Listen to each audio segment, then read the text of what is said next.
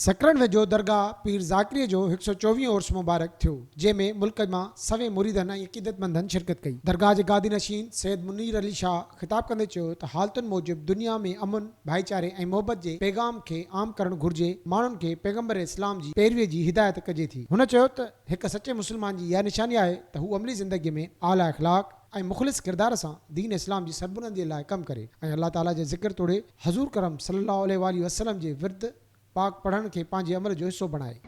उन्हनि खे पंहिंजे अमल ऐं किरदार ज़रिए इहो ॾेखारियो तव्हां जे रसूल पाक जे नाले जे शान में गॾु था कयो। उन्हनि जो हिकिड़ो आम उमती आम पोइलक जेको आहे उन जो किरदार ही आहे।